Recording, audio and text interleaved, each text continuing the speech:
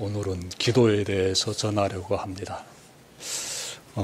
마태복음 6장에 담겨진 그 주님의 기도의 내용을 지난달에 전해드렸습니다. 여러분들께서 나중에 기회 되시면 마태복음 6장에 기록되어 있는 주님의 기도를 좀 이렇게 다시 읽어보시는 것도 좋을 것 같아요. 그러면 기도를 어떻게 드려야 되는지 예수님께서 차근차근 하나하나 이렇게 알기 쉽게 말씀해 주셨습니다. 오늘은 우리가 기도를 드릴 때 어떤 태도로 드려야 되는지 이 부분에 대해서 전해드리려고 합니다. 여러분은 기도 드릴 때 어떤 태도로 기도 드립니까? 기도 드릴 때 태도가 있습니다. 내 마음에 자세가 있습니다. 혹시라도 응답해 주시면 좋고 응답해 주시지 않으시면 할 수 없고 이런 태도로 기도 드리고 있지는 않습니까? 그런 태도로 기도 드리면 응답이 안 됩니다. 하나님께서 들어주시지 않습니다. 들어주시면 좋고 들어주시지 않으면 할 수 없고 이런 식으로 반쪽짜리 기도를 올려드리면 하나님께서 응답해 주시지 않습니다. 잘 기억해 주시길 바랍니다. 그리고 자기 욕망이나 쾌락을 위해서 기도 드린다라게 되면은 그런 기도 역시 응답이 되지 않습니다. 하나님께서 그 기도 들어주시지 않습니다. 이 시간 통해서 우리가 과연 우리는 어떤 태도로 기도를 드려야 하는지 잘 살펴보시고 그 가운데서 기도의 능력에 대해서 확실하게 잘 깨달으시기를 바랍니다. 여러분 7절부터 8절 보시면 예수님께서 제자들에게 기도를 어떻게 드려야 되는지, 즉 어떤 태도를 가지고 기도에 임해야 하는지를 말씀해 주고 계십니다. 우리 함께 7절과 8절 말씀 다 함께 읽을까요? 오늘 본문에서는 아주 중요한 말씀 구절 되겠습니다. 7절부터 8절 시작. 구하여라 그리하면 하나님께서 너희에게 주실 것이다. 찾아라 그리하면 너희가 찾을 것이다. 문을 두드려라 그리하면 하나님께서 너희에게 열어주실 것이다. 구하는 사람마다 얻을 것이요 찾는 사람마다 찾을 것이요 문을 두드리는 사람에게 열어주실 것이다. 예수님께서 지금 무엇을 말씀하고 계십니까? 하나님만을 의지하는 가운데서 간절히 기도를 드려라 이 말씀을 하시는 겁니다. 하나님을 의지하는 가운데서 간절히 기도 드려라 이 말씀을 하시는 거예요. 그래서 지금 구하라 찾으라 문을 두드리라 이렇게 반복적으로 지금 예수님께서 말씀하시는 것이지요. 우리 교우들 중에 한 분이 최근에 놀라운 경험을 했습니다. 이분은 사업을 하고 있는데 어려움에 직면했습니다. 몇 달째 일을 했는데 그 회사에서 돈을 보내주지 않는 겁니다. 수금이 안 되고 있어요. 그러니 얼마나 힘들겠습니까? 사업하는 사람이 수금이 안 되게 되면 어떻게 합니까, 이거? 거기에다가 일감이 떨어졌어요. 정말 힘듭니다. 일감이 없게 되면은 은행에 갚아야 될 대출금이 지금 눈앞에 산더미처럼 쌓이게 됩니다. 정말 난감하죠. 그래서 이분이요, 어떻게 했는가 하면 딱 자신만이 들어갈 수 있는 정말 은밀한 공간을 확보했습니다. 그리고 그곳에서 무릎을 딱 꿇고 간절히 하나님께 기도드리기 시작했습니다. 너무너무 힘들다고 하나님께 이거 어떻게 하면 좋습니까? 하나님 제발 좀 도와주십시오 하고 무릎을 딱 꿇고 오직 하나님만을 바라보면서 하나님 도와주시지 않으면 정말 힘듭니다라고 간절히 기도드렸어요. 한참 그렇게 기도드리고 나서 이분에게서 기적이 나타나게 되는데 글쎄 얼마 전에 작업한 회사로부터 수금이 되는 겁니다. 그보다 더 오래전에 작업한 회사에서 아직까지 지금 돈을 안 보내주고 있는데 최근에 작업한 현장에서 수금해 준 거예요. 돈을 보내준 겁니다. 거기에다가 전화벨이 울립니다. 전화 받으니 지인인데 여기 일이 있는데 와서 일하지 않겠습니까? 이렇게 말하는 거예요. 일감이 해결됐습니다. 이분이 너무 기뻐가지고 저에게 전화합니다. 제가 전화 받으면서 이분의 심정이 느껴지는 거예요. 여러분, 우리 이분이 무엇을 처음 했습니까? 이 사건을 통해서 우리 교우님이 지금 무엇을 경험했습니까? 하나님께서 내 기도를 들어주셨네. 이거 우연히 문제가 해결된 것인 것이 아니라 하나님께서 내 기도를 들어주셨네. 하나님이 지금 나와 함께 계시네. 이걸 경험한 거예요. 감격해 하더라고요. 감격해 하더라고요. 저는 우리 교우님에게서 그 소식을 전해 듣고 그냥 감동이 밀려오더라고요. 얼마나 감사한지 모르겠습니다. 저는 목사로서 우리 교우님들이 이 거세찬 세상의 한복판에 나가가지고 예수 믿는 사람답게 직면한 시련들을 쫙 이겨내면서 살아낼 때 정말 저는 감사합니다. 기쁩니다. 그 기도의 힘으로 세상에 나가서 예수 믿는 사람답게 살아낼 때 저는 목사로서 너무 감사하고 기쁩니다. 그런데 반면에 세상에 나가가지고 세상의 불신자들처럼 그렇게 살아간다면은 저는 마음이 굉장히 무겁습니다.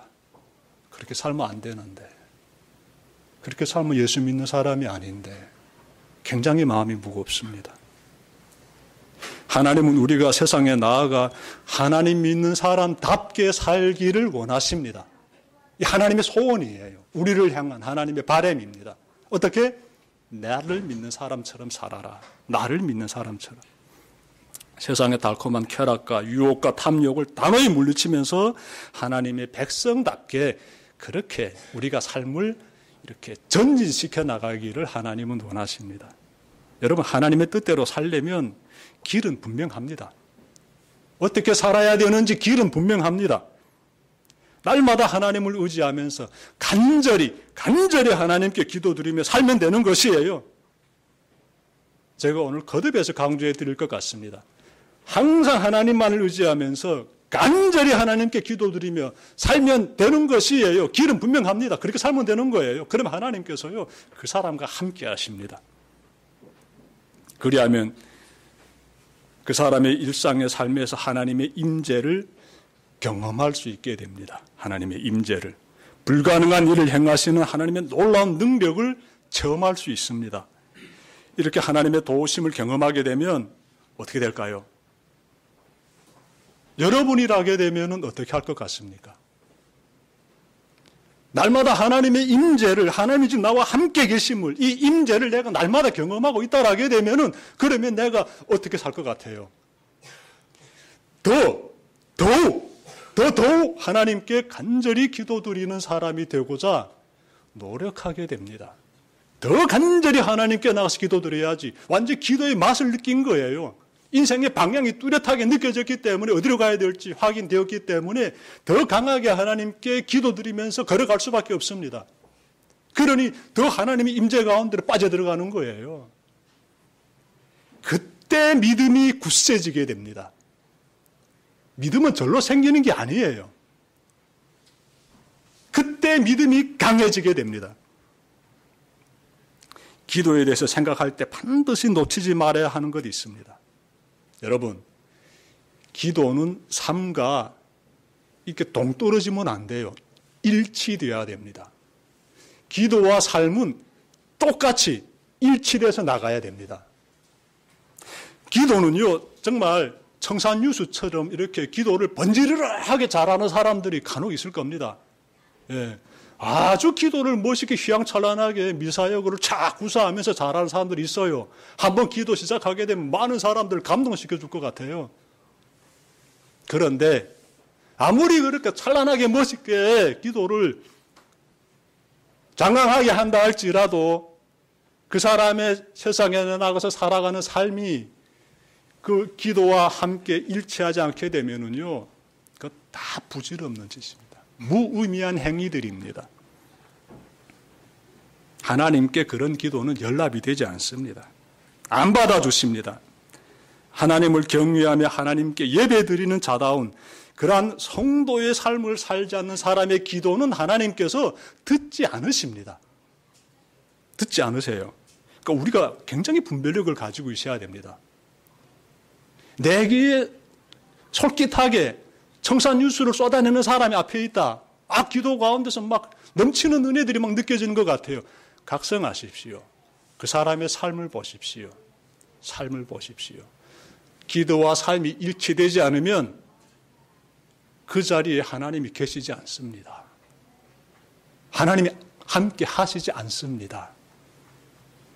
여러분, 에스겔서 8장 17절부터 18절 보시면 하나님이 백성이 하나님을 떠나가지고 우상숭배를 범하고 있습니다. 그러면서 그 가운데서 하나님을 향해서 주여 도와주십시오. 하나님께 막 부르짖어 기도 드리는데 그때 하나님께서 어떻게 말씀하시는가 하면 나는 그 기도 듣지 않겠다라고 말씀하십니다. 나는 그 기도 듣지 않겠다고 말씀하십니다.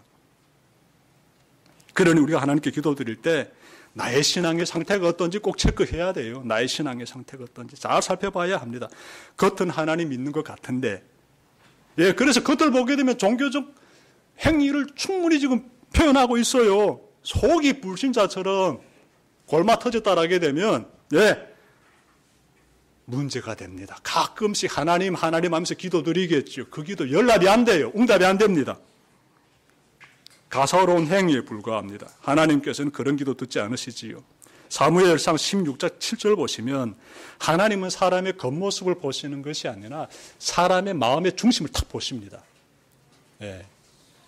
여러분들, 우리 하나님이 어떻게 역사를 끌고 가시고 하나님이 어떻게 우리를 세워주시고 우리를 통해서 어떤 하나님의 그 말씀들이 선포되고 있는지를 우리가 정말 기대해야 돼요. 살아계신 하나님을 삶에서 계속 우리가 느껴야 됩니다. 그러자게 되면 제가 앞서 강조해 드렸듯이 기도와 삶은 확실히 일치돼야 됩니다. 일치 안 되는 사람 백날 천날 기도 드려 보십시오. 하나님 도와주시지 않습니다. 하나님께서는 사람 마음의 중심을 보십니다. 내가 날 의지하는지 하나님은 너무나 잘 보시지요. 하나님은 이 순간도 하나님께 나와 자신의 죄악을, 내 안에 있는 부족한 부분들 굉장히 많아요. 철저히 회개하고 잘못했습니다. 회개하고 그리고 간절히 하나님을 찾는 그런 사람의 기도에 하나님은 귀를 기울이십니다. 그리고 그 기도를 하나님께서 굉장히 기쁘게 받아주시지요. 신약 성경 보시면 사도 베드로가 하나님을 믿는다고 하면서 세상의 불신자들처럼 생각하며 살아가는 시몬이라는 사람에게 아주 일침을 가하는 내용이 나옵니다. 예수님의 수제자인 그 베드로가 이 사람이 누군가에게 딱 일침을 가합니다.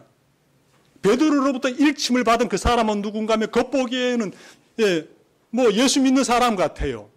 그런데 그 사람의 내면의 상태를 보니까 예수 믿는 사람 아닌 거예요. 그래서 베드로가 일침을 가하는 겁니다. 사도행전 8장 21절부터 23절 보시게 되면은요, 그대는 하나님 보시기에 마음이 바르지 못하니 우리의 일에 그대가 차지할지라도 몫은 없소.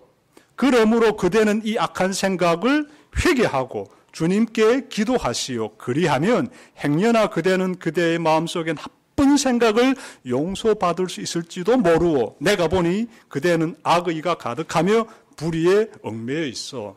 베드로가 지금 어떻게 말하는가 하면 당신이 문제가 있다. 내가 보니까 그래. 당신 예수 믿는 사람 같지 않아. 그러니 회개해라. 그리고 기도드리라. 그리하게 되면 하나님께서 도와주실지 모르겠다. 이렇게 말하고 있습니다. 여러분, 혹시 이 자리에 계시는 우리들 가운데 이 시몬 같은 사람, 베드로로부터 일침을 받은 이런 시몬과 같은 이러한 삶을 살아가는 사람들이 있다면 우리가 어떻게 해야 될까요? 즉시 회개해야 합니다. 하나님, 제가 불신자처럼 생각하고 살았습니다. 하나님 믿는다고 말은 하면서 실제로 보게 된 불신자처럼 살았습니다. 회개해야 돼요. 그리고 하나님께 매달리면서 하나님과의 관계를 다시 한번 새롭게 출발해야 된다는 것 여러분들 꼭 기억하시길 바랍니다. 정말 하나님만 의지하며 간절히 기도드리는 사람들은요, 그렇기 때문에 삶의 목적을 가지고 있습니다. 삶의 목적 무엇일까요?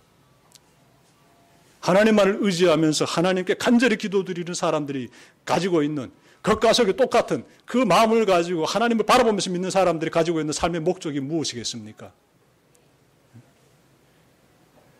나의 안위를 위해서, 내 가족의 풍요로운 삶을 위해서 그런 게 아니에요. 하나님의 영광을 위해서 살고자 합니다. 하나님의 영광을 위해서. 내가 하는 말 한마디, 내가 하는 행동 하나를 통해서 이것이 하나님께 영광이 되기를 위하여서 내가 살아가고자 노력하게 된다는 것입니다. 우리 삶의 목적이 하나님께 영광을 올려드리는 데 두어야 됩니다. 그것이 하나님께 간절히 기도드리는 사람의 삶이고 하나님과 함께 동행하는 그 사람의 삶이 되겠습니다. 여러분, 우리가 하나님께 간절히 기도드릴 때 이 시간에는 기도의 분량에 대해서 좀 찾아봤으면 좋겠어요. 기도의 분량. 하나님께 간절히 기도드린다게 되면은 기도를 길게 드려야 되는지 아니면 기도를 짧게 드려야 되는지 여러분 어떻게 생각하십니까? 하나님께 기도를 드릴 때 간절한 마음으로 기도드릴 때 나 하나님을 의지하고 있는데 기도를 어떻게 드려야 되지? 기도를 많이 드려야 되냐? A4 한 장, A4 한 장을 써가지고 기도 드려야 되냐? 10분 정도 되는 기도문을 내가 올려드려야 되냐? 여러분, 자유롭게 여러분들께서 기도 드리시길 바랍니다. 기도의 분량은요, 기도의 분량은 자유입니다. 길게 기도 드릴 수도 있고 짧게 기도 드릴 수도 있어요.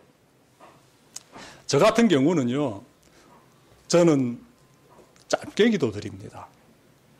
제 성향이 어떤가 하면 길게 이렇게 좀 이야기하는 것을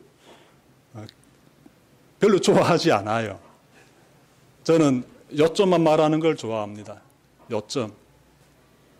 그래서 핵심에서 벗어나서 이런저런 이야기하는 걸 별로 좋아하지 않고 또 이것인가를 말하기 위해서 부연 설명을 많이 하는 걸 또 별로 좋아하지 않습니다. 뭘 말하려는 거냐? 핵심이 뭐냐? 대체로 그렇게 제가 대화를 하더라고요. 그래 그런지 기도를 드릴 때도 저는 기도가 짧아요. 하나님, 제가 지금 이런 문제에 처해 있습니다. 짧고 그리고 대신 깊이 몰입합니다. 깊이 몰입해요. 정말 하나님 영광을 위해서 내가 기도 드리고자 하는 그 부분에 대해서 깊이 제 스스로를 검증하고 하나님께 한 문장 한 문장 나름 올려드리고 있습니다. 짧고 명확하게 그리고 간절함과 진실함을 담아 기도드립니다. 여러분 마태복음 6장 7절부터 8절 보시면 예수님께서 기도를 길게 하지 말아라 이렇게 말씀하십니다. 기도 그렇게 길게 하느냐. 길게 하지 말아라. 너희들이 기도를 시작하려고 할 때 하나님께서 내가 무엇을 필요로 하는지 이미 알고 계신다라고 말씀하십니다. 제가 말씀 읽겠습니다. 7절과 8절 마태복음 6장에 너희는 기도할 때 이방 사람들처럼 빈말을 되풀이하지 말아라. 그들은 말을 많이 하여야만 들어주시는 줄로 생각한다. 그러므로 그들을 본받지 말아라. 하나님 너희 아버지께서는 너희가 구하기 전에 너희에게 필요한 것이 무엇인지를 알고 계신다. 네. 전 이 말씀이 참 저에게 많이 이렇게 다가옵니다. 저의 영성을 구축하는데 이 말씀이 큰 영향을 주고 있습니다. 전 어디에 가서도 기도를 길게 안 드립니다. 세상 별난 곳에 대단한 곳에 가도 저는 기도를 길게 안 드립니다. 전 축도도 짧게 해요. 축도도. 그냥 진심을 다하는 거예요. 토 하나하나에, 단어 하나하나에, 문장 하나하나에 진심을 다해가지고 짧고 단호하게 진실되게 그렇게 기도 드리면서 살고 있습니다. 여러분들 꼭 짧게 해야 된다는 것도 아니에요. 자유예요. 길게 할 수도 있어요. 하지만 중언부언하지 마십시오. 이 말했다 저 말했다 하나님은 말 많이 해야만이 들어주신다 이런 생각을 갖지 마십시오. 그러면 돼요. 순교자 존 브래드포드라는 분이요 이런 말을 했습니다. 기도란 단순하고 거짓 없이 겸손하고 열렬하게 하나님 앞에 우리 마음을 열어놓는 것이다 라고 말했습니다. 제가 봤을 때는 참 좋은 통찰이다 라고 보여집니다. 그러므로 여러분 기도드릴 때 진짜 하나님만을 바라보면서 내가 정말 간절히 기도드릴 때 진실되고 간절하고 단순하게 그렇게 여러분들께서 하나님께 매달리는 기도의 시간들을 이어가시길 바랍니다. 그런데 여러분 우리 일상이 간절히 기도드리는 그러한 삶으로 채워지려면 어떻게 해야 할까요? 나의 일상이 아침에 눈 뜨고 그 다음에 하루 일과를 보내고 잠들 때까지 나의 이 하루의 일상이 간절히 기도드리는 삶으로 이렇게 이어져 가려면 어떻게 해야 할까요? 여러분 저는 경험해 보니까 저의 일과를 그냥 간단히 소개해 드리면 일단 잠자리에서 일어나게 되면 그 자리에서 딱 무릎 꿇습니다. 그냥 그 자리에서 무릎 꿇고 하나님께 기도드립니다. 하나님 새 하루가 시작이 되니 나에게 새 생명의 시간을 허락해 주시니 감사합니다. 올 하루 나가서 하나님 일을 잘 감당할 수 있도록 건강도 주시고요. 좋은 만남도 허락해 주시고 능력도 허락해 주시고요. 하나님 저와 늘 함께 해 주십시오. 이러고 하루 시작합니다. 자, 그리고 하루 일과 중에서 이렇게 하나님과 늘 나름의 늘 동행하는 시간을 전 추구하기 때문에 생각 하나 말 한마디에도 늘 그 마음을 가지고 있기 때문에 그 하루 일과를 보내다 보게 되면은 떠오르는 사람들이 있습니다. 우리 교우들이 대체로 많이 떠오릅니다. 그러면 그때마다 저는 짧게 기도드립니다. 간절히 하나님께 그분에 대해서 기도드려요. 자, 하루를 다 보냈습니다. 저녁이 돼요. 잠자리 들게 되죠. 하나님, 제 오늘 하루 이렇게 살면서 제가 잘못한 실책들이 있습니다. 하나님, 다시는 이런 실책들 범하지 않도록 도와주십시오. 자기 반성의 시간을 가집니다. 하나님께. 그리고 긴긴 밤 평안하게 안식할 수 있도록 주님 도와주십시오. 이렇게 또 기도드리고 자요. 그러니까 이런 삶이 계속 반복이 되는 거예요. 항상 모든 부분에 대해서 하나님의 그 임재를 내가 그만큼 사모한다는 것이지요. 잠자기 그 전까지는 늘 하나님 안에 거하고 싶고 하나님과 동행하고 싶고 스쳐가는 생각 하나하나 떠오르는 이름 하나하나일지라도 이것이 하나님께 나에게 기도드리라고 시키는 그런 부분들이 아닐까 각성해가지고 살피면서 그렇게 살아가고 있습니다. 그때마다 기도들은 짧게 간절하게 정말 분명하게 계속 들어가게 돼요. 그러니까 사람이요 제가 보니까 좀 변화됩니다. 네, 사람이 변화되더라고요. 하나님 아마 그런 모습을 기대하시는 것 같습니다.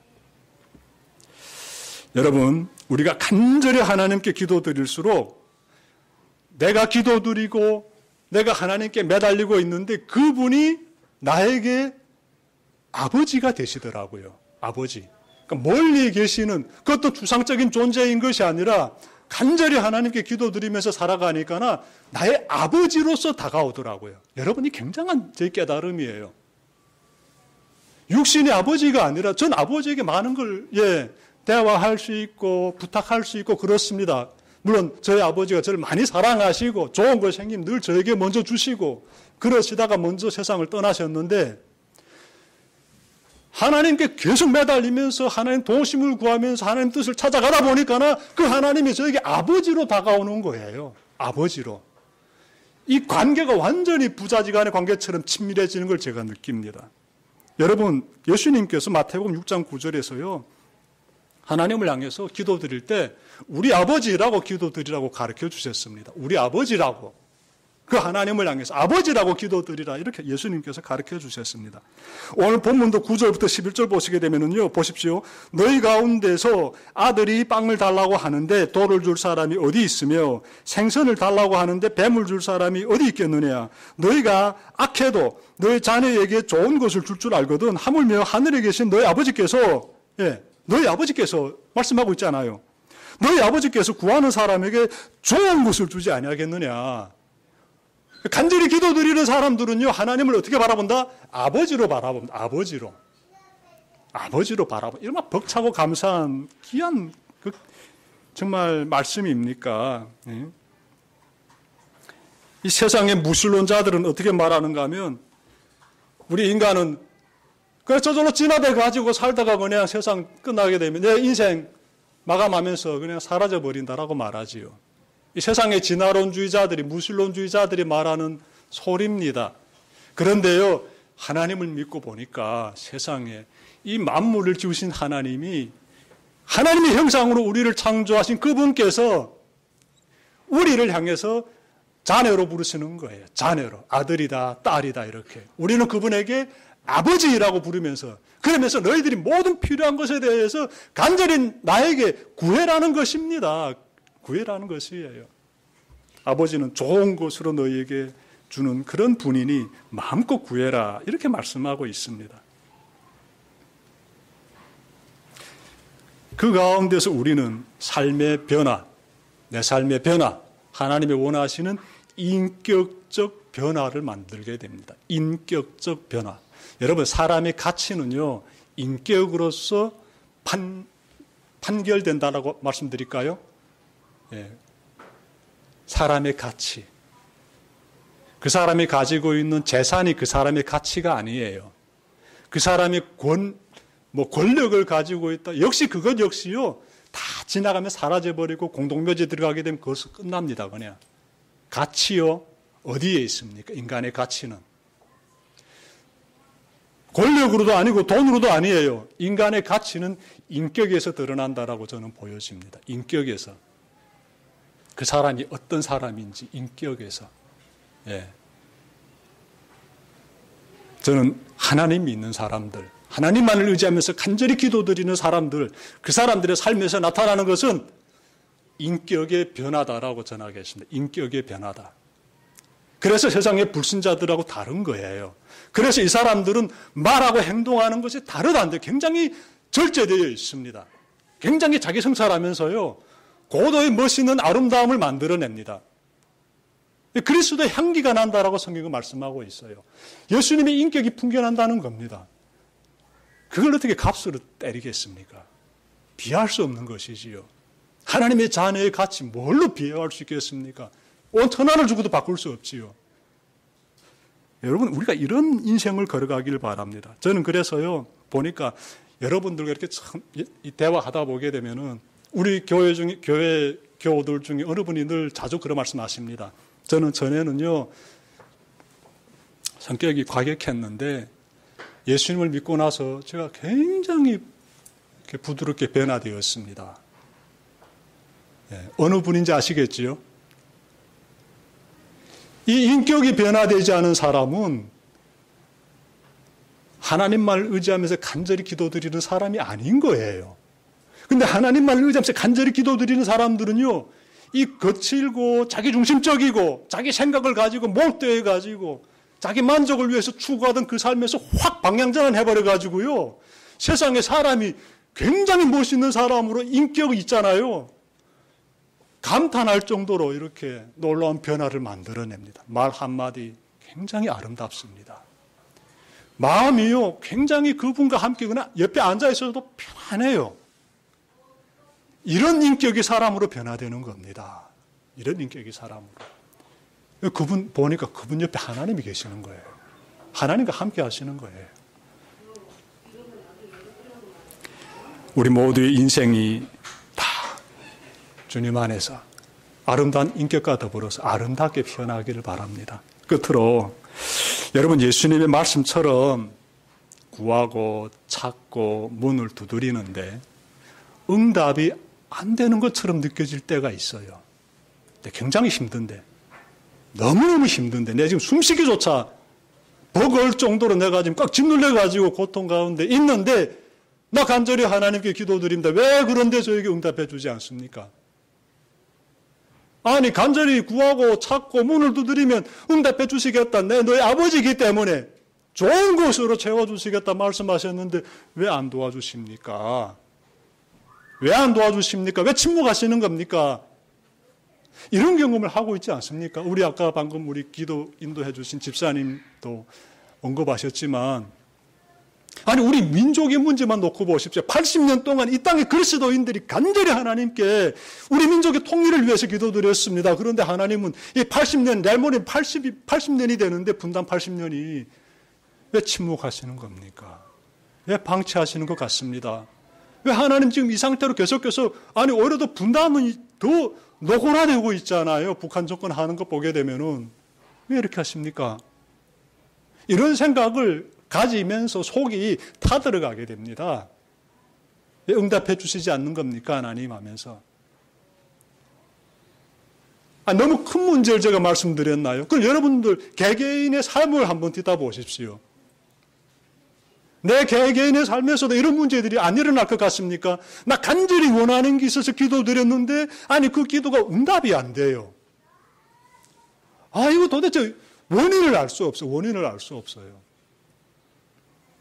영적인 어둠에 그냥 빠져든 것 같습니다. 영적인 어둠에.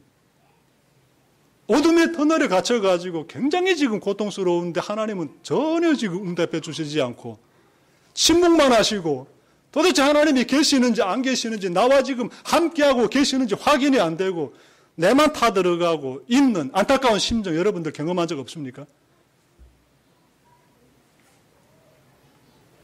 마더 테레사 수녀님 계시는데 이분은 노벨 평화상 수상자입니다. 아주 훌륭한 분이세요. 인간이 할 수 있는 정말 가장 아름다운 섬김의 모습을 인도에서 보여줬습니다. 정말 비천한 사람들에게 찾아가서 그분들을 위해서 생명의 그 씨앗을 심어주기 위해서 일생을 헌신했습니다. 근데 이분이요, 영적인 어둠에 꽉 짓눌려가지고 오랜 시간을 보내게 된다. 무려 11년 동안이나 하나님이 부재를 느끼는 거예요. 11년이면 여러분 1년만 그 어둠의 시간, 하나님이 나와 함께 하시지 않는 것 같은 영적 어둠의 시간을 1년만 가져도 견디기 힘든데 11년이라는 시간을 가지게 돼요. 얼마나 힘들었겠습니까, 이분이? 얼마나 힘들었겠습니까? 근데 이분이 그 가운데서요, 하나님의 그 침묵하시는 그 가운데서 하나님의 임재를 비로소 깨닫게 됩니다. 비로소. 그래서 그분이 이렇게 말합니다. 11년 만에 처음으로 저는 어둠을 사랑하게 되었습니다. 지금은 그 어둠이 제 삶의 일부가 되었습니다. 그것은 바로 예수님께서 이 땅에서 겪으셨던 어둠과 고통의 작은 한 부분이기도 합니다. 무슨 말씀하고 있습니까? 내 삶이 굉장히 힘들고 고통 가운데 처했을 때 나는 하나님이 안 계신다고 느꼈는데 나는 그렇게 생각하면서 힘든 시간을 11년이나 보냈는데 사실 그때 하나님이 나와 함께 계셨다는 사실을 비로소 깨달은 거예요. 여러분, 시편 보시면요. 시편에 63편 1절에 한 인물이 어떤 고백을 하고 있는지 들어보십시오. 하나님, 주님은 나의 하나님입니다. 내가 주님을 애타게 찾습니다. 물기 없는 땅, 메마르고 황폐한 땅에서 내 영혼이 주님을 찾아 목마르고 내 몸도 주님을 애타게 그리워합니다. 무슨 심정입니까, 지금? 내용 보십시오. 속이 막 타들어가는 거예요. 물기 없는 땅, 메마르고 황폐한 땅에서 내 영혼이 주님을 찾아 목이 마르다고 해요. 이거 진짜 거의 죽을 고통에 처했다는 것입니다. 이렇게 내가 힘들어 하는데 도대체 주님 어디에 계십니까? 그거예요. 이렇게 내가 광야에서 지금 굉장히 고통 가운데서 비명을 지르고 있는데 하나님 뭐 하십니까? 지금 이 다윗이 시편에서 이렇게 지금 하나님을 향해서 토로하고 있습니다. 그 심정이 이해됩니다. 느껴집니다. 다소나마. 그런데 그가요, 그 가운데서 하나님의 임재를 경험하게 돼요. 세상에. 하나님께서 지금 자신과 함께하고 계심을 다윗이 그때 탁 느끼게 돼요. 하나님의 임재, 하나님 나와 함께 계심을 지금 경험하게 됩니다. 그러자 그가 그 다음에 곧바로 이렇게 고백해요. 2절과 3절 보니까 내가 성소에서 주님을 뵙고 주님의 권능과 주님의 영광을 봅니다. 주님의 한결같은 사랑이 생명보다 더 소중하기에 내 입술로 주님께 영광을 돌려드립니다. 그러니 여러분, 이 믿음의 선각자들이 지금 어떤 고백을 하고 있습니까? 아무리 내가 영적인 어둠의 터널에 갇혀 있는 것처럼 느껴질지라도 끝까지 하나님께 간절히 기도드리라. 그 자리가 하나님이 함께 계시는 자리다. 이제 그 자리에서 너는 하나님의 임재를 경험하게 될 것이다. 내 영혼이 하나님을 향해서 찬양을 올려드리는 그 놀라운 감격을 경험하게 될 것이다. 라고 지금 고백하고 있습니다. 주님의 한결같은 사랑이 생명보다도 소중하기에 내 입술로 주님께 영광을 올려드립니다. 이런 진실된 고백이 나오는 것입니다. 말씀 마치려고 합니다, 여러분. 우리 아버지가 되시는 하나님만을 굳게 의지하며, 다시 말씀드릴게요. 우리의 아버지가 되시는 하나님을 굳게 의지하며, 다음으로 간절히 기도드리는 기도자의 삶을 삽시다. 하나님께서는 지금 이 시간에도 우리의 간절한 기도의 귀를 기울이시며 우리에게 주시려고 가장 좋은 것을 예비하고 있습니다. 가장 좋은 것. 그러므로 어떤 어려움에 처했을지라도 하나님만을 의지하는 간절한 기도의 그 태도를 삶에서 꼭 구현해내시길 바랍니다. 그리하면 시련의 그 자리에서 나와 함께 하시는 하나님의 그 영광을 우리 모두가, 여러분 각자가 보게 될 것입니다. 기도드립시다.